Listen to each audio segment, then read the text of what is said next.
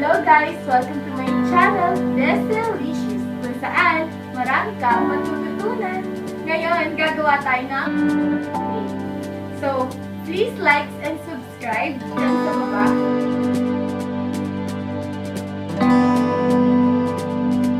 So, ito ang ating mga ingredients, asin, baking soda, melted butter, cocoa, and then flour, 3 eggs, and 1 cup sugar. So, ang gagawin natin, lalagay natin yung sugar, 1 cup, and lalagay na natin ang ating flour. Gamit tayo ng strainer para mawala yung mga buo-buo. Natin ilalagay ang ating cocoa. Strain ulit natin para mawala ang buo-buo.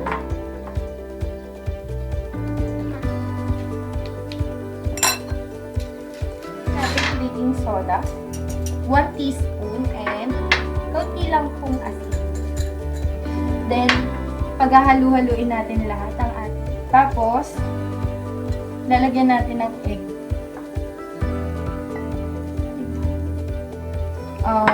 Butter.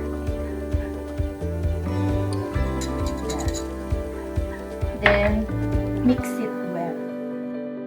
So, i-mix lang natin ng i-mix hanggang sa matunaw yung asukal na nilagay natin. So, yan. Lalagyan natin siya ng ganyan para hindi kumapit ang ating cake sa laganan. Ilalagay na natin ang ating cake sa ating sinali na natin ang ating cake sa kanyang lagayan. Then, lalagyan na natin ng aluminum foil. So, yan na guys. Ilalagay na natin siya sa ating paglulutuan. Dahil wala tayong oven, so yung gagawin natin ay sa gamitin natin isang bowl, and then yung ating ilalagay para sangkalan ng ating gagawin. So ilalagay na natin ito sa kalan. Ito na atin ang ilalagay sa ating kalan. Then, ilalagay natin sa low heat. And then, hintayin natin siyang maging okay. Ayan. Takpan muna natin. So, gagawa tayo ng chocolate filling sa ating cake. And, papainitin muna natin ang ating condense. Ang ating condense, lalagyan na natin siya ng cocoa, 2 teaspoon lang. Yan. And then, hahaluin natin hanggang sa mag-dissolve siya. Okay? So, imimix lang natin siya ng mabuti hanggang sa maging thick siya. Kasi minsan, dami So, iti-check natin ngayon ang ating cake. Kapag ka po, wala na masyadong ganyan. Pag walang sumama. Pag walang sumama sa ating toothpick. Yan. So guys, yan na ang ating cake. Kahanguin na natin.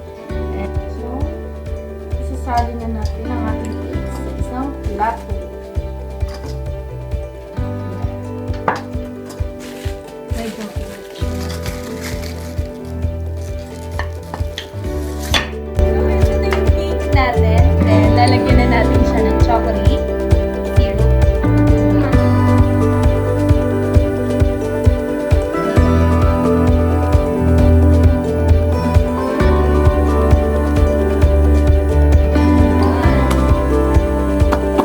So, after nyan, lalagyan na lang natin siya ng mga dessert.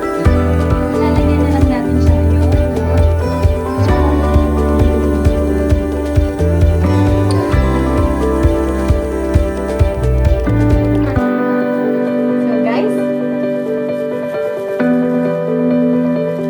guys, this is our cake. Thank you for watching. Please like and subscribe. So, hi guys. Meron kaming some advices about dun sa cake na ginawa natin. Kailangan gumamit tayo ng wax paper para mas maging perfect yung shape ng cake na gagawin nyo. So, advice namin yon, and enjoy your cake. Thank you!